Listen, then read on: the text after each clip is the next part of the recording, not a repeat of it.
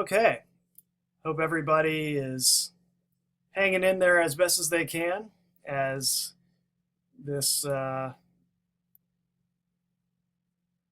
world continues to amaze with its absurdity. But yeah, so I just had some thoughts that I've been ruminating on for a while now, and I decided to write them down a little bit, just kind of in loose form, and figured I'd throw them out there and see if anybody can build on it in any way or has anything to add or whatever, or not.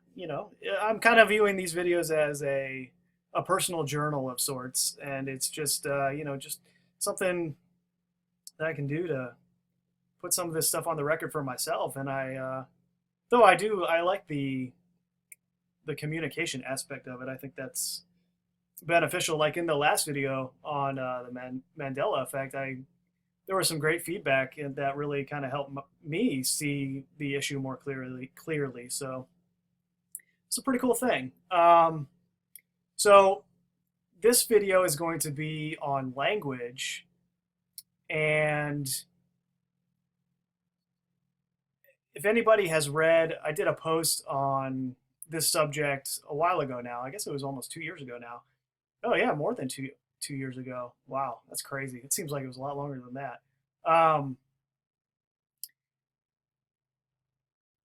That kind of went into this subject in a lot more detail. So if you haven't read that, I would say check it out maybe before or after, it doesn't really matter. But in any event, if you have read that post, you'll see a lot of the concepts that we'll get into here are very similar to what I discussed there. So I was just looking at Prince Ea again, and I kind of had this, I don't know, idea of, okay, well, Ea, those are vowels, right? So in the context of language and written language specifically, you have this Prince Ea character, the vowels, and then I kind of like went forward in a line from there to the ideas of music, resonance, sigils, hieroglyphs, and the digital screen. So that's kind of the outline. But the original idea was, okay, the fall of thought form, quote unquote, telepathic communication, or pre-flood universal language into matter, and the confusion of languages thereafter, which can be seen as the post-Tower of Babel, or babbling, right? So post, when the Tower of Babel supposedly fell, then we're in this state of babbling and confusion with all of these different written languages across the world. And then of course there's the idea of that Nimrod was attempting to defy God, and then that was part of the reason for the flood and the destruction that took place. And then if you look at what is taking place now, it's kind of a similar situation that we have on our hands, like Nimrod 2.0. But the transition into written language started with symbolic pictograms, as seen in cuneiform or Egyptian hieroglyphs. And this is cuneiform. And you can see that it's very crude in its way. Not to say that whoever came up with this wasn't intelligent, but you can see that if you imagine it as an intelligence trying to instruct a primitive mind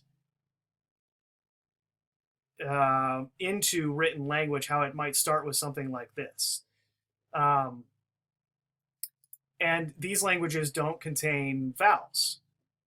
So as the story goes, Prince Ea was a rebellious genetic engineer who tried to secretly initiate humans into universal spiritual wisdom. Ea is symbolized as the quote-unquote serpent, or prince of earth, right? That's where we get the name Earth from, Ea, earth. And that is similar to Lucifer, Prometheus, in that Ea represents the forbidden knowledge stolen from the gods and given to man. And then in the story, Prince Ea is punished for doing this and pretty much banished to Earth. And then you have in Old English there is the reverse of ia, or ae kind of put together, where I don't even know how to pronounce that, where aesc means ash tree, which can be seen kind of as like the phoenix rising from the ashes of the tree of life slash world tree, left brain versus right brain, etc. So where it really got interesting when I was doing this little thought experiment is recalling again that there are no genes for reading and writing. In the context of Prince Ea, who is a genetic engineer, right? So in a sense, you could say that Prince Ea did genetically engineer something. He engineered the ability to read and write into humans by later adding the vowels to language so that they could resonate in key or Enki, because Prince Ea is also known as Enki, right? And that kind of blew my mind. Now, I could have just totally came up with this out of nowhere, and there could be no legitimacy to this whatsoever. But I'm just throwing it out there because it kind of blew my mind a little bit. I was like, wait a second, Enki, in key, vowels, Prince Ea. So hopefully you can see what I'm getting at here. Or, as I say, function as an updated form of harmonic hypnosis in this intelligence's long-term domestication strategy. And if you go, it's a big jump from cuneiform to the English language, of course, but if you look at it as, in that context, they're kind of rolling out and spreading English as the language of commerce a few hundred years before the seasonal changes on the cosmic scale began to impact our collective awareness. And so this can be viewed as an attempt to lock us out of quote unquote telepathic, image-centered communication, this intelligence knowing that this memory would resurface in us at this time, and then, hence we get the prevalence of the screen now, which is imitating that sort of visual communication, right? I mean, you have that, it's like in that little Terrence McKenna video I did where you see the little thought bubbles on the iPhone, and you like instantly get this this vision in your mind that sort of triggers your digital synapse, where you're kind of thinking of your own smartphone and that messaging. I mean, because that's instant communication with somebody on any place on Earth. It's insane. But moving on, we're going to get a little bit more into that. But before doing that, this is just the Egyptian hieroglyphs. So you can see how they're a little more advanced than the cuneiform version. There's a little more depth, and you can see how like further along in the chain of evolving written language into English, this would be a natural step along the way. But it's still the Egyptian language didn't have vowels either, and it was this mostly it was seizing on that visual, that natural visual communication ability that we have. And let's see, I got a couple more here. This is Phoenician, and you can kind of see the start of the consonants coming into play that are more rigid and defined. And then you go from the Phoenician to the Greek and then to English. So you can kind of see how it would be convenient to look at the English alphabet and say, oh yeah, that's the culmination of all this. That is, linear written language, but it's really the same hieroglyphs that are, sigils and resonating in the same way that all of these old hieroglyphs did. It's just, they're just more refined, and we're so far removed from that information and that state of awareness that that kind of idea doesn't even register with most people,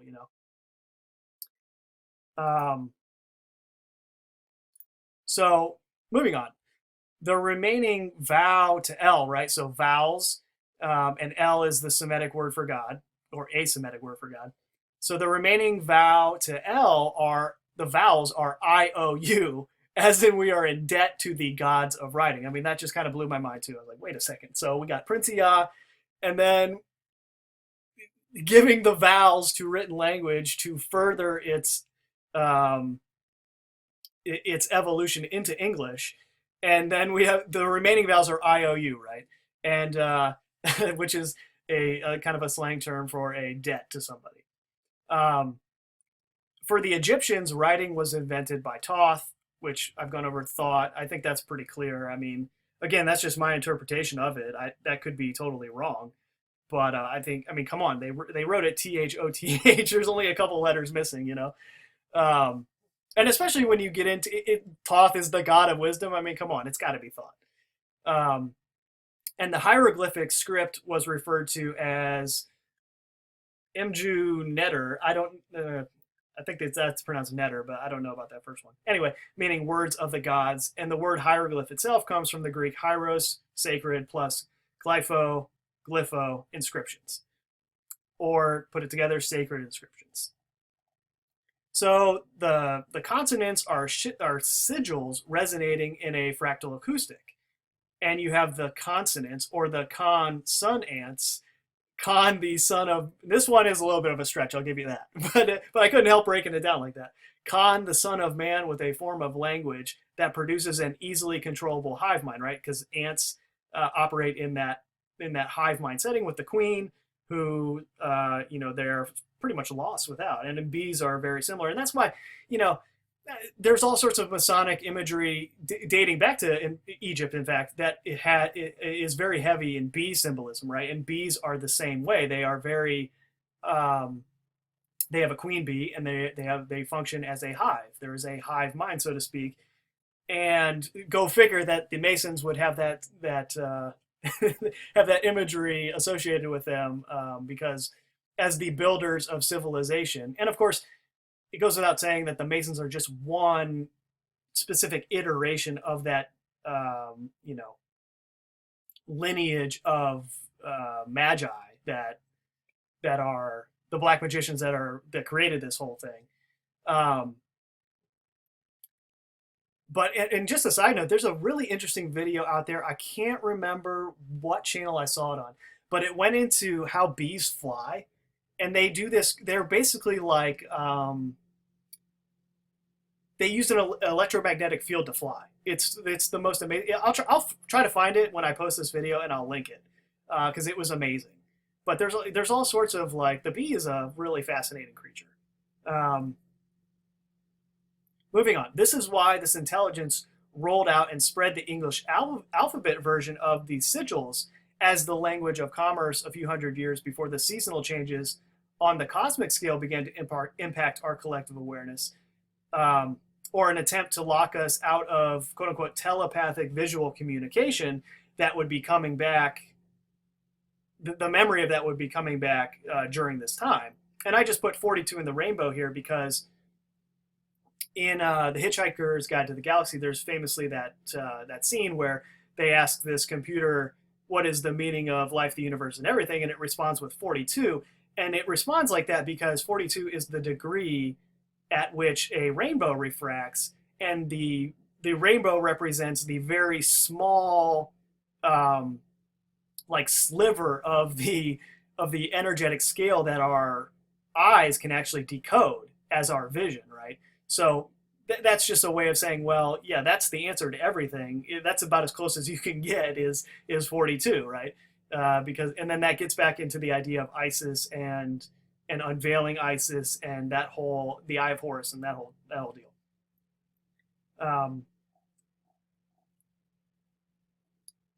In other words, the development of written language is analogous to a neuro-linguistic software technology designed to alter the human operating system. And this is the idea that I really went into in that post. It was kind of the thesis of the whole thing, or speculative hypothesis, whatever you want to call it. Thesis is a little too formal for the analysis going on here. But this idea is encapsulated, I wrote, no, encapsulated, more literally in John 1, in the beginning was the Word, and the Word was with God, and the Word was God. In standard gematria, God, of course, is 26, as in the 26-letter alphabet. And moreover, we are told that the invention of the printing press and the mass dissemination of the King James Bible led Europe out of the quote-unquote dark ages, or into the light, as it were. and that kind of goes back to what I was discussing in the Medium is the Message videos, those two videos that I did. Well, I guess it was in the first one, just discussing the idea of McLuhan's idea about the printing press, and Terence McKenna's too, about how the printing press really it mechanized written language in a way that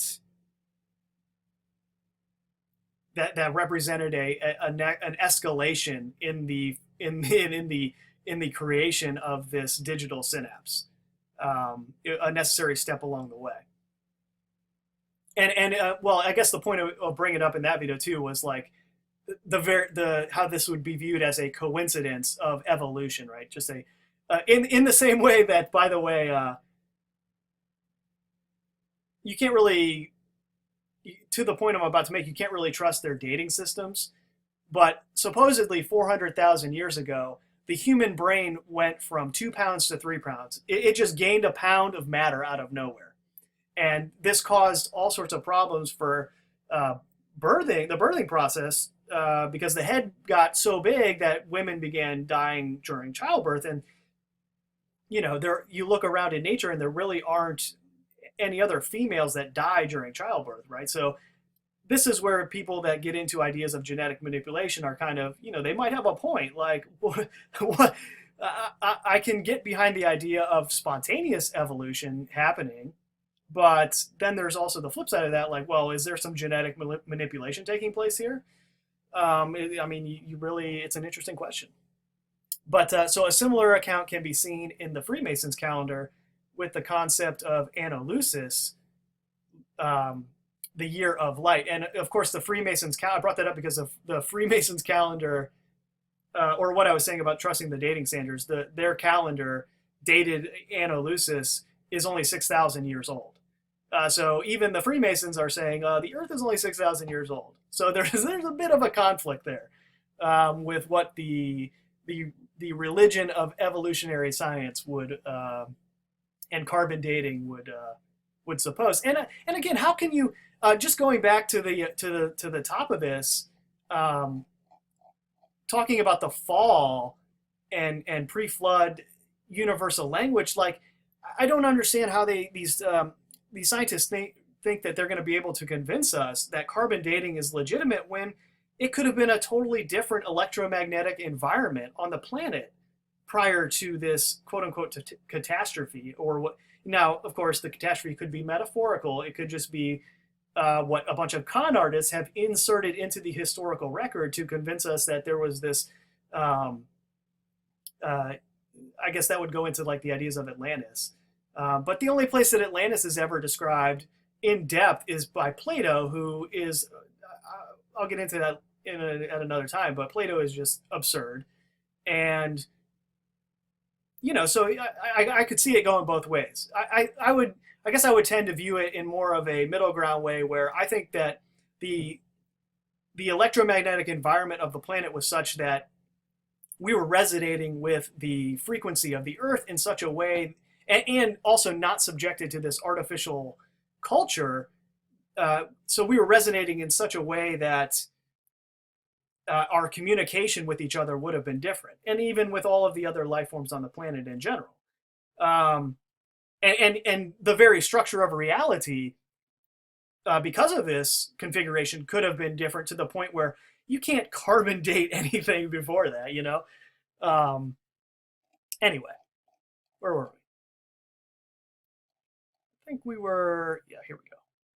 So so in the concept of the medium is the message, the neuro-linguistic software technology is in the process of being upgraded or infused with a neuro-electronic language system that will merge a smart grid lattice with the brain, or 1,000 digital synapse firing in the collective mind. And this is reminiscent of like Bush's 1,000 points of light speech. And in the article, I think I even I had that up here. In the article, I even say something to that effect. Friend of fascist tyranny, George Bush Sr. echoed Nimrod's representation of the Brotherhood's gambit in his 1,000 points of light speech, a sentimental sermon foreshadowing the mega initiation ritual of September 11th, 2001, which would come to represent the official introduction of an upgrade to the now outdated neurolinguistic software technology controlling the human mind's operating system, which would just be the written English language on an actual paper, right? If 4000 BC was the year of light, 2001 AD was the year of 1,000 points of light.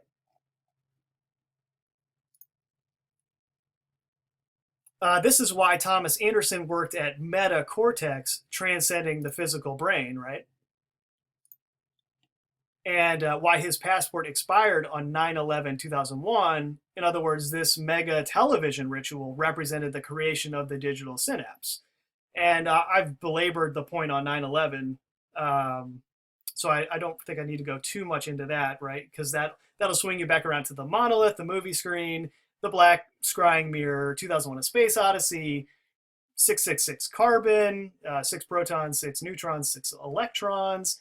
You have the Apple computer system that the first one was $666. And then you have their logo is biting the apple, the bitten apple, the tree of life, the Garden of Eden. Stanley Kubrick died 666 days before 9/11, and that was, and then 666 days before that, IBM. I can't remember what exactly happened. I apologize, but it was IBM came out with a computer that beat a man for the first time at something, if I recall correctly. And Isaac Newton discovered gravity in 1666, like the whole thing. And then you have like the reverse of that, like Eyes Wide Shut came out in 1999. You have all these other movies coming out in 1999 that are kind of the reversal of that. And then you have just in general a whole slew of movies that came out prior to 9/11 that were all resonating on this same idea. It's planning on a scale that I think is just so incredible that a lot of people are going to have issues with it at first. But I mean, once you wrap your mind around what's really going on, it's not that hard to see what they're doing, you know? So then I just had a note here about look at the Ground Zero Memorial and compare it to computer chips, like along those lines. And this is just a photo of one of them. There's two of them, right? And this is Reflecting Absence is the name of it. And you could now, you could go with comparing it to a computer chip, right? They're very, very similar. But then there's also the whole thing about how the architect of the World Trade Centers is on record saying he was trying to create a Mecca, and there's all sorts of, of course, the Muslim world is linked to it through how they concocted the fake story about what the terrorists, right? But then it's kind of, you can view it as like this square here is reflecting the absence of the Kaaba stone at Mecca. And there's just kind of that, like, that whole as above, so below idea to it. But as usual, all of this stuff that they do has many, many different layers of meaning. So it's all of them and none of them at the same time, right? But I just thought that kind of tied into what I was saying about the metacortex and Neo's password. And again, the metacortex, like, going back to that, the pound of brain matter that we just mysteriously acquired out of nowhere. And of course, the official narrative will be along the lines of, like, what I kind of just was talking about in homeostatic equilibrium, how they will say, well, yeah, it started with, we just out of nowhere decided to start farming, and then that gave us more energy, and oh yeah, well, I guess this would have been before farming. They would have said, oh, kind of like Kubrick's the monkey smashing the skeleton, figuring out how to use the bone to smash skeleton. oh yeah, we figured out how to eat meat, and then that added a pound of brain matter to our brains. And even though there was never any sort of adjustment in the female form to deliver these gigantic headed babies, we're just supposed to believe that this is all some natural occurrence, right? Anyway, so then you have this is just kind of loose um, comparison I was thinking about in this connection, like Prince Ia, and then just recently we have the symbolic metaphorical death of Prince, um, where he's on record talking about the talking about 9/11 well before it happened, and then he produced, wrote the and basically was behind the song done by The Time, okay, 7/7/7/93/11, and that song got to number 2 on one chart and number 88 on another chart, right? So then that brings in the whole. So not only does this death of Prince relating to Prince Ia, the vowels, the English language into the digital synapse of the digital screen as an evolution in language, then you tie it into 9/11 and Back to the Future, and the Times, one of the vinyls for the Times releases, I think it was the 12-inch one. The backside was The Walk. I mean, come on. Because then you have that whole thing that Joe Alexander went into, which was a great find about how, The Walk was basically totally an integration of Back to the Future, I mean, through Zemeckis. And Zemeckis also did Contact, right? So you could also see it as like, we're contacting this digital synapse. The whole thing is just fucking crazy, man.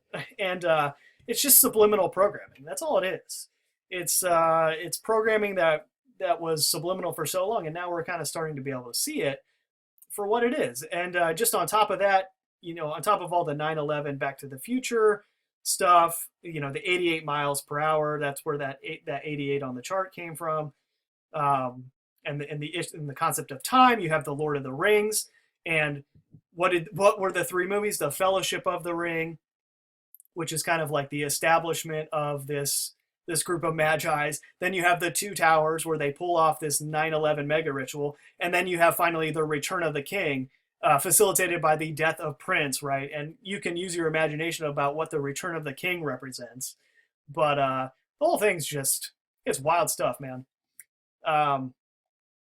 So Hollywood emerged out of this context as a way to manipulate our natural ability to visualize within the memory, projection, thought form, magnetic field feedback loops that I was talking about in, I guess that was 2 videos ago, right? Well, I'll just put it up here just in case this is the first video you've ever seen.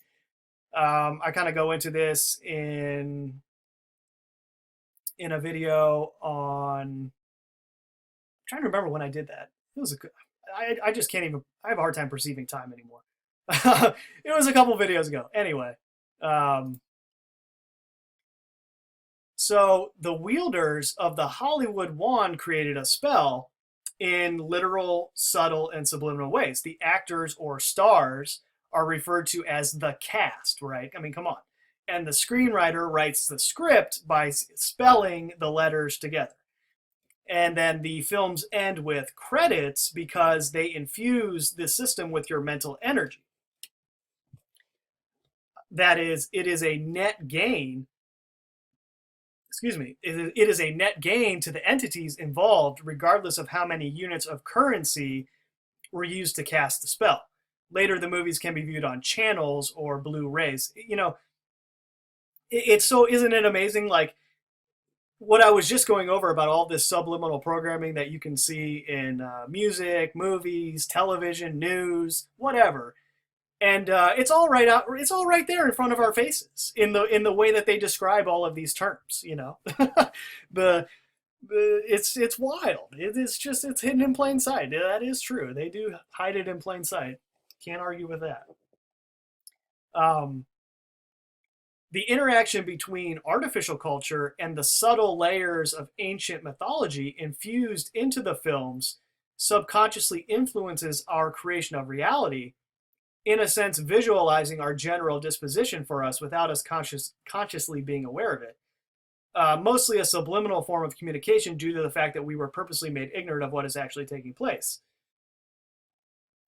And the emergence of CGI has taken this process to the next level, capturing our imagination in ways that are otherwise impossible in physical reality. But even on a base level, just think of how human beings are portrayed and so easily killed without remorse, and that really is one of the most I can't help the word I want to use here is disgusting. It just one of the more disgusting aspects of this whole thing. You know, they just look at the movies and how they're without fail will just be totally remorseless executions of helpless human beings. You know, just establishing this disconnect to the people that we should be cooperating with. You know, and you know, of course, then you have like shows like The Walking Dead and that are really like putting that in your face. Like, yeah, you guys are The Walking Dead. Wake up. Um, but that's not. They don't really want you to wake up to that. They're just programming you with this end times, shit hit the fan mentality. You know, this is how it's gonna be when the shit hits the fan. We're all gonna be killing each other. Well, let me ask you something. Well, if people understood the value of fasting and they were introduced to that knowledge, do you think that they would be do you think that's how they would be perceiving a shit hit the fan scenario? If they realized that they could go 10, 15 days without food, no problem? Yeah. Um, we need a lot of information needs to get out there to a lot of people. And so this whole narrative that they are brewing just totally blows up in their faces. But enough pontificating. I always, as I said in another video, I cringe when I get a little preachy like that. So, ugh, okay. Anyway, the creation of a film is a fractalized version of the creation of this intelligence's artificial system of civilization.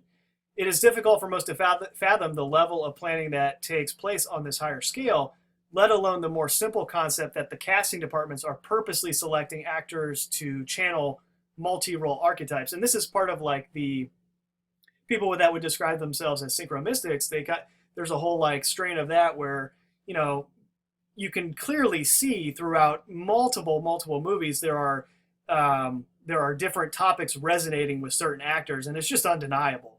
And sort of one camp in that sort of sync analysis would say, well, this is clearly beyond any sort of intentionality. Like they can't be planning all of this. And then there's kind of another camp that would say, well, yeah, I can totally see how they would be able to plan all this because, and I would be in the latter camp because how hard would it be to do that? They just, you know, they put shows like Entourage out there to give you this interpretation of what is really going on behind the scenes in Hollywood. And then not even just a TV show, like they put, you know, they have all these tabloids like Variety or whatever that put out, or What Would Tyler Durden Do? All these garbage websites that put out this trash about Hollywood. And, you know, but subliminally they're implanting the idea that these are all like real people, and there's really like the starving, you know, actor who moves out to LA with nothing, and they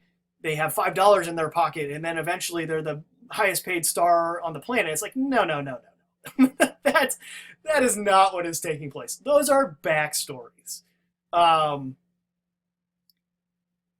And I just have a little anecdote about that.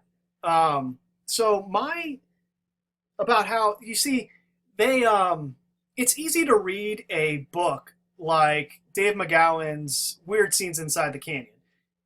And you look back at the 60s and you say, okay, I can see how they were, okay, there's some links here to all these military families. This is really suspicious, and there's at least a lot of circumstantial evidence to make the argument that I should really be paying attention to this hypothesis that Dave is proposing here. But then there's this tendency to look at that information and kind of just view it as something that happened in the past. It's the same way with people who do like analysis on MK Ultra or any of that other stuff that went on in the 60s. It's like, well, yeah, they were doing that then, and then it just kind of stopped, right? There's just like this disconnect where you don't apply that same lens to the way you're viewing current events. Because of course it didn't stop. They're doing the same thing now that they did then. And I have a perfect example of this. My favorite band, before I knew anything of anything, my favorite band was My Morning Jacket. And, just musically, obviously that's a subjective thing and everybody likes different music, but to me, they really resonated with me. I thought they fucking kicked ass, and they melted my face off at every live show that I saw them at.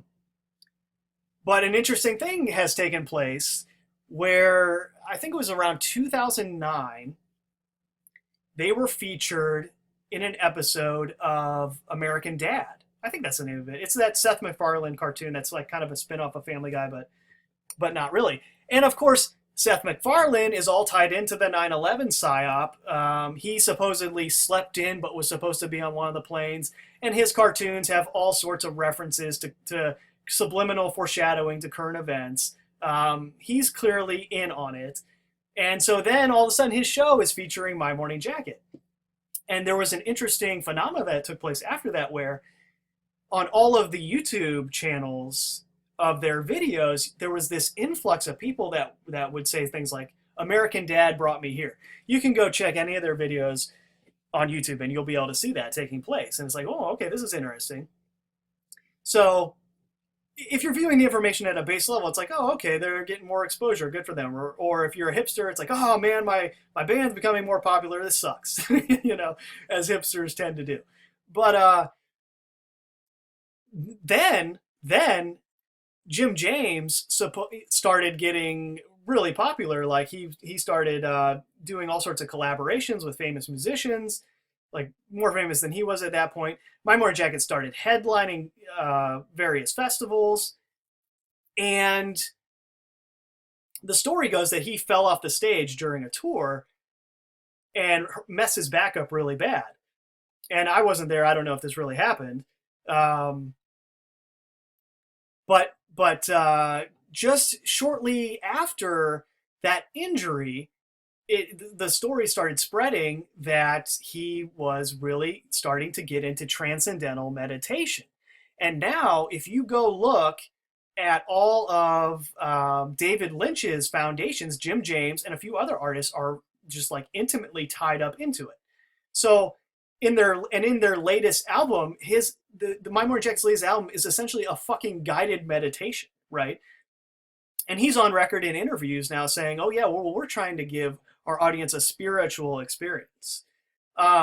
So just going back to that idea of what Dave McGowan was talking about, it's like, well, you gotta look at it, what's happening in the here and now. This could be one string of just insane coincidences, or because Jim James and the band, they have their backstories, they have that are somewhat plausible, that they just came out of they came out of where they came out, and kind of took the Nashville, Kentucky area by storm, and then went from there. But again, you gotta look at it like, well, wait a second, these are a lot of dominoes falling over for this band, who now all of a sudden is just so happens to be facilitating this sort of new age philosophy to a bunch of people who found them through American Dad, which, if you look at the demographics of American Dad, it's a very young demographic. So you're sort of introducing this, admittedly, at least their old stuff, fantastic band that's going to resonate with a certain group of people, and then you're exposing them to this programming in a different way than they would otherwise be exposed to it. So I just thought that's a personal anecdote that I have, that I've been looking at for just kind of observing for a while now. But so I guess I'm trying to be objective about it. Like, in spite of the fact that they really had an impact on my life when I was younger, like in my early 20s, I have to be objective enough to say, well, okay, they're no different than any other band that's out there, and the fact that they're now involved in this trend, I got to really like question what's going on here. Even though my impulse would be to say, oh well, maybe Jim's just gotten caught up in all of this stuff, and he has no nefarious intent. And well, that's not to say he even maybe he really does believe it. You know, you never know. You never know what's gone on with these people and their, some of these people could have been ritually abused since they were 4 years old. You know, it's like it's really hard to judge the people that are quote unquote doing this to us, or however you want to view it. But I don't even remember where I started before I was talking about that. So we'll just go on to. Oh, I think yeah. Well, I was talking about the multi-role archetypes and synchromysticism and all that. So this is why I titled the video "Simulacra and Simunicity." Is I'm just trying to. A lot of the people that are involved in the sync world have a big problem with the idea of this being intentional, and I think I have a way of viewing this that can kind of merge both philosophies so that they're both true. Um, So we all have personal syncs where visualizing an idea or concept in the mind is later somehow reflected in physical reality.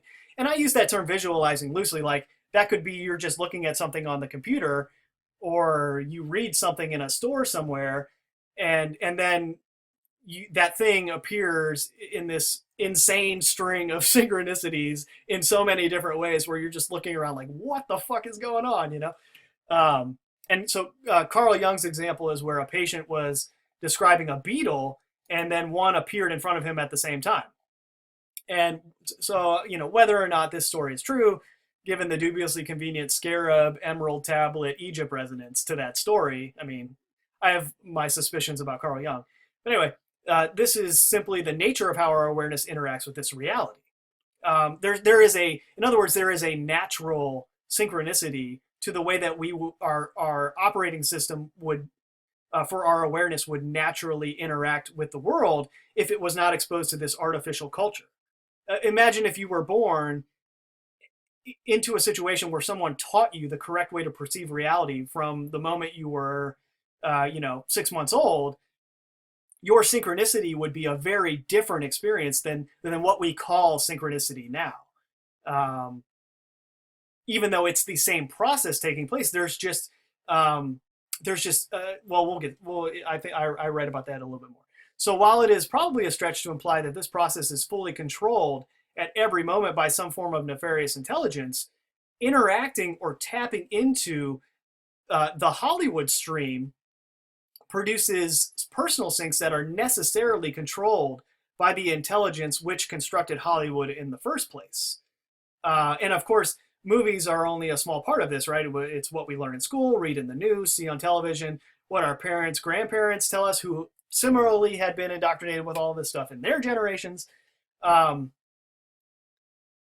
So I think that's kind of a subtle distinction here. It's like when I say that synchronicity is intentional, what I mean is that all of the syncs that you're experiencing, especially if you're focusing on pop culture and everything that entails, well, all of that pop culture has been orchestrated by an intelligence with malice aforethought, right? So by default, that synchronicity that you're experiencing by tapping into that field of awareness, or I wouldn't even call it, it's not a field of awareness, it's a field of information that has been put there for you. By you tapping into that, the synchronicity that you're experiencing is by definition intentional.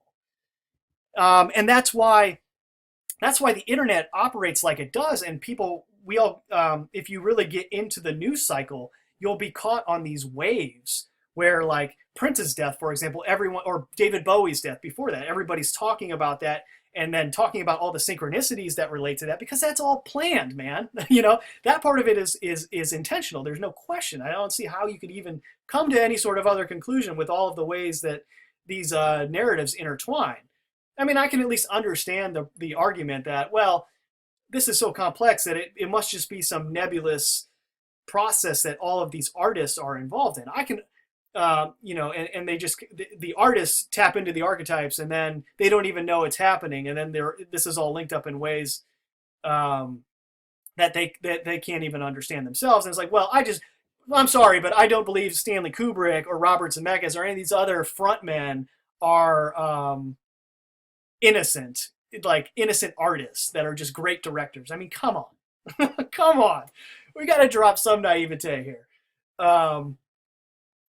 So this artificial cultural stream of consciousness latches itself onto the collective psyche like a barnacle, siphoning energy in order to facilitate simulated synchronicity. And you can see how, as a byproduct of the screen becoming the next evolution in language, you can see how this synchronicity would be simulated so that there would be a portion of the people that were aware of this before everyone else that would latch onto using pop culture as a way to explain the mystery tradition. Like, oh, you see, this mystery tradition is embedded subliminally in all of this content, and by doing the synchronicity analysis and interacting with it, we are sort of enlightening humanity. We are a precursor to an awakening. And I would fundamentally disagree with that premise, insofar as I would see it as a sort of simulated synchronicity where, yeah, that is sort of a way to, while there are certainly some amazing insights that have come out of it, you kind of sort of got to separate yourself from it and see it for what it is. It's still that toxic artificial pop culture. And yeah, it's embedded with the mystery tradition, but that mystery tradition is no source of enlightenment, at least to me. I know a lot of people are going to disagree with that, but I see no value, now that I've looked into it enough to satisfy my own curiosity, I see no value in the overall message of these mystery traditions. It's just another way to convince you to conduct yourself in a way that is not the correct way to perceive this reality. So it's not so much, I go on here, so it's not so much that the effect of synchronicity you experience was intentionally orchestrated by this intelligence down to the nanosecond, like in terms of the Carl Jung example or all the other personal syncs that you're experiencing. It's more so that you are tapping into a thought form magnetic field, which this intelligence created to subsume and replace our natural interaction with reality. It's been overlaid by its infusion into the collective psyche, because everyone consumes this artificial culture. So then, like, the natural progression here from there is, well, you are tapping into a thought form and thus become vulnerable to everything associated with that thought form. The same way as a Christian would become vulnerable to everything believed in association with that system of thought. So in a sense, you are tapping into a self-contained etheric ecosystem, which has been described as a morphic field in genetic memory terms by Rupert Sheldrake. But think of this like a self-sustaining thought form existing independently of any one individual awareness connected to it, which subjects any awareness that does tap into it to all of the energy, thoughts, lore accumulated in that thought form. And if you've seen the movie Branded, they kind of they go into this in an advertising perspective in the way that the advertisements are thought forms, which is maybe a decent way. And then they go to war with each other, right? So it's kind of like a battle of thought forms, which is really all that's, I know the word thought form is difficult, but it's really just, I'm talking about the visual in your mind's eye, right? And the black magicians take those visuals and they are adepts at bringing them into physical reality by embedding them in the collective psyche. So, for example, someone meditating to a mantra or pre-existing system of meditation is essentially tapping into the collective resonance of everyone that has ever meditated to those same mantras or systems. For the same reason, a born-again Christian immediately becomes susceptible to the influence of demons which likewise explains why the name Jesus Christ is able to dispel them when under their attack. So you can see how the existence of demons and the idea of Jesus Christ can both exist and not exist, depending on whether or not you are tapped into that thought form. This is the same reason professional sports teams are so charged with energy.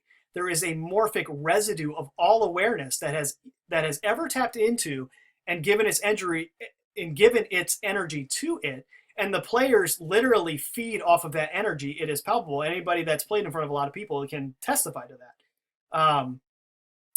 Like I was saying, an advertisement is similar. The corporate logos and taglines are resonators, which imprint on your mind and subliminally influence your beliefs. In a sense, advertisement does it in a really shady way by like tricking you into tapping into that larger corporate thought form.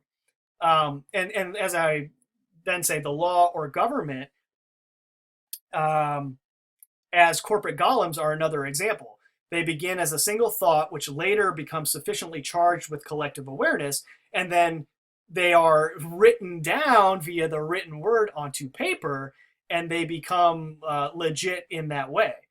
Even though they have no basis in reality, they are golems. That's what all of this stuff is. It all begins as a thought, and then it's turned into. And so, for example, just going with the idea of like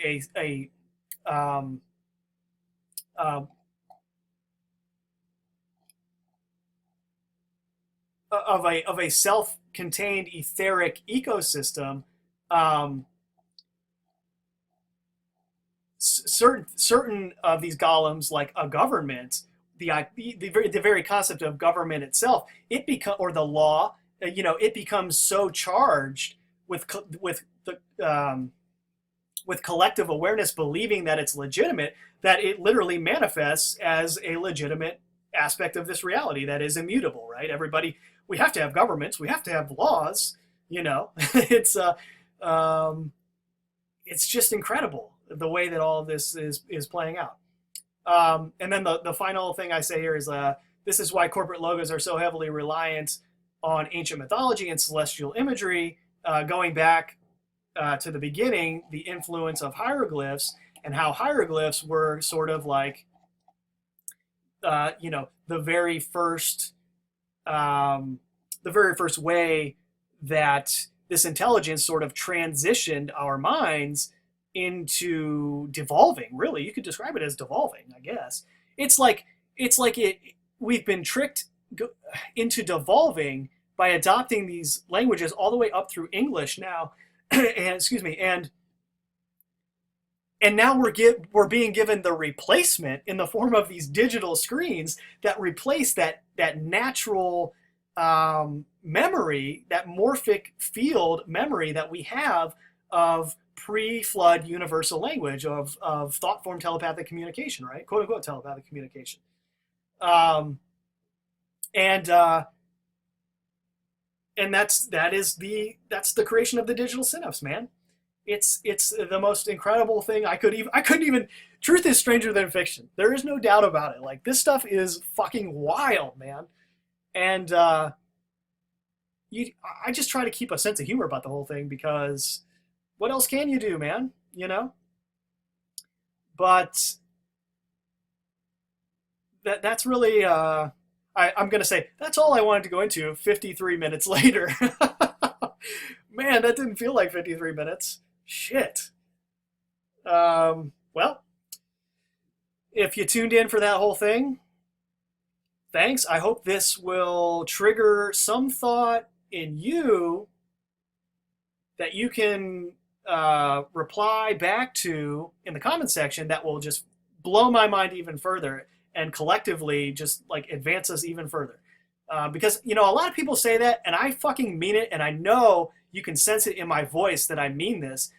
We need to cooperate. Like, there's no reason that we can't, collectively advance our understanding of this in a way that is not adversarial. Like, I could care less if I don't get credit for something that I came up with. Whatever. As long as it spurred somebody. Now, of course, it does upset me if somebody takes something that I did and fucking puts a dollar on it, puts a dollar sign on it and tries to make money off of it, that would really piss me off, no question.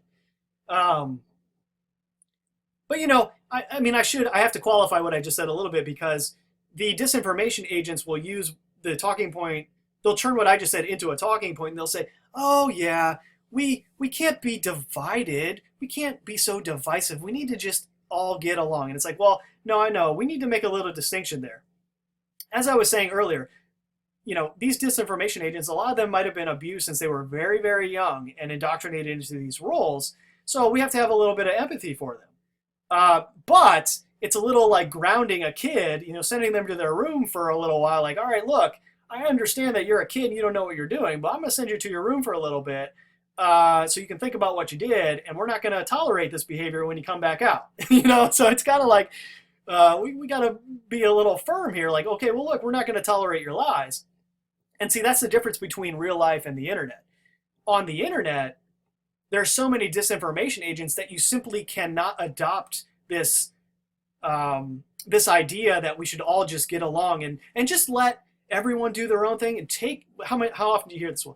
Take what resonates with you and leave the rest. I mean, that's a dream for the disinformation networks, because that allows their existence to continue unabated, if that is allowed to flourish. And it's like, no. It is not division to point out lies. It's not division to point out somebody that is saying something that is not true. It would be division to just point your finger at that person and be like, you piece of shit, what's wrong with you? There is a way to do it where you can do it without creating division and not be susceptible to that fake talking point taking over. Anyway, I think that's enough of me for now. I'm sure the listener has had their fill. Just trying to think if there was any last thing. Oh, yeah, I did forget to bring up one thing, and it was just about when I was. It was the part where I was talking about 9/11 and the whole Prince thing, and 9/11, Back to the Future, and Mecca, and the Reflecting Absence Memorial. And then you had in 2015, where on the anniversary of 9/11, that lightning strike at Mecca. And I mean, it's really not funny if this was an actual. The thing is, like, they stage so much fake news that you just have that inclination to say, well, this is fake too. But, you can't say that unequivocally. Like, I didn't really see anybody do any sort of like, staged event analysis on this, but I guess maybe because it was so far, but it was so far, outside of our own news cycle. But somebody who was kind of like opposed to the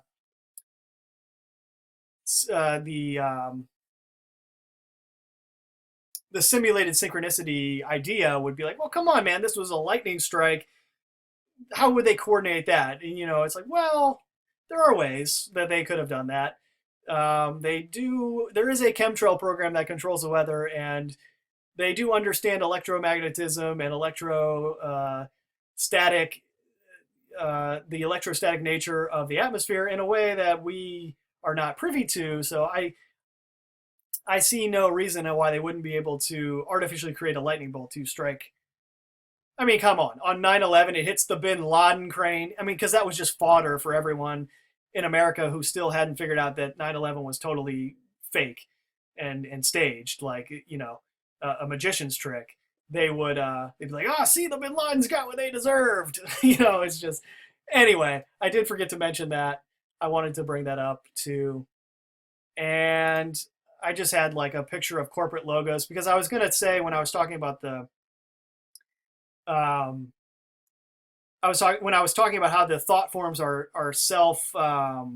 they're sort of self-sustaining and independent. Once they get a certain charge, they sort of independently take on a life of their own, and then they exist through both the past and the future in the time stream for anybody to plug into. in the way that somebody can look at this McDonald's logo, and I bet just me saying McDonald's, I bet in a portion of the people listening to this, they had something go ba da ba ba ba, you know, like that's what I'm talking about. You know, there's a pre-existing like auditory field memory that exists. But that's it, and yeah, like I said, I hope everybody's hanging in there. It is Friday the 13th, so hopefully they don't decide to stage some bullshit like they did in Paris the last Friday the 13th. And yeah, have a good one. Take care. Be good to each other.